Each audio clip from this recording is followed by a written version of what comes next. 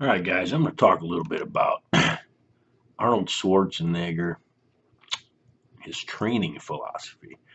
Now, Arnold was a definite volume trainer. This guy, like pretty much everybody else in the 70s, 60s, 70s, 80s, was all about volume. These guys trained tons of volume. Sometimes 3 days a week they would do the same body part. Arnold, in particular, was known for his volume training, training a lot of times 6 days a week, doing a split where you go in the morning, you go in at night, whatever it is, twice a day basically. High frequency, high volume approach, training each muscle group 2 to 3 times per week. Now the thing about this is, and you got to wonder, because back in the 70s and 80s, everybody talks about how the bodybuilders were leaner and everything, and you got to wonder if part of that wasn't because of their volume, their high volume of training. They were burning calories, and spending, working harder in the gym, keeping that waist down maybe as part of it, instead of at home feeding themselves all the time.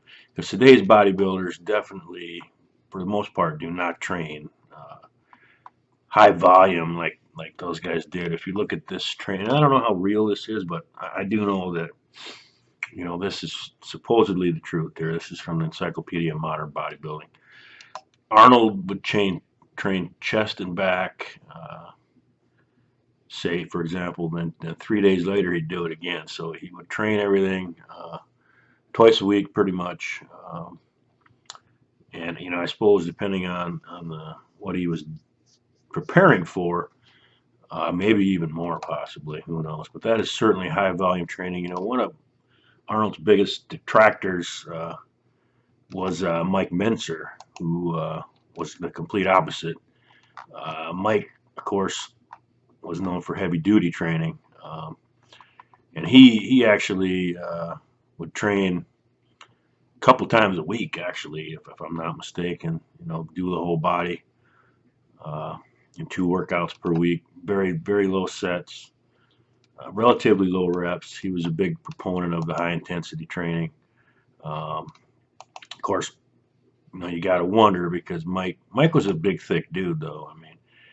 But I don't know if he had the genetics that Arnold had. One thing about all this is that Arnold probably had tremendous genetics, but Mike certainly had an outstanding physique. You can see it right here. This guy was all about high intensity, low volume, low sets training. And I think what you can take from this is that both styles of training really work. Now, personally, for myself, I can't do a high volume. There's no way I could train the same body part 2 or 3 times a week. I've tried that. I think as you get older, and if you look at Arnold, like say in 1980 when he tried to come back, he was not in his best shape. You've seen lots of videos. I think I did a video on it. Some other people have, where Arnold just looked flat. And I think with this high volume training, I think over the years it takes its toll on your body, and your muscles just don't respond after a while, because I do think eventually they cannot recover. So I think that heavy duty has its aspects when you age, when you get a little older. I think heavy duty, low volume, high intensity, low sets, etc., or high volume in terms of weight actually, but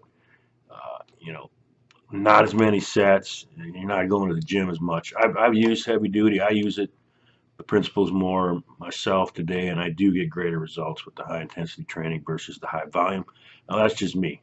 I got buddies that have outstanding physiques that do much higher volume than I do. So it's just genetics and what you respond to. There's no denying, though, Menser had a great physique from his principles. But you can also say that, about Arnold. He started out with the reg part uh, principles, the 5x5. I think like 90 sets or something crazy like this is what Park did. Reg Park did, and he started out. So Arnold started to emulate that type of training, and it worked for him, obviously. But I think over time, I don't think I think your body just needs a break. You got to step back from that high volume training. So yeah, did Arnold uh, overtrain? He probably did, but I think he could get away with it because of his outstanding genetics, especially when he was young. Now, as he got older, I think, he needed more time to recover, and he didn't give himself that time. Especially in 1980 when he came back, didn't look his best, but he still won Olympia. So that's a controversial thing. We all know about that. But both principles work. Again, there is no right way. The body adapts, the body responds.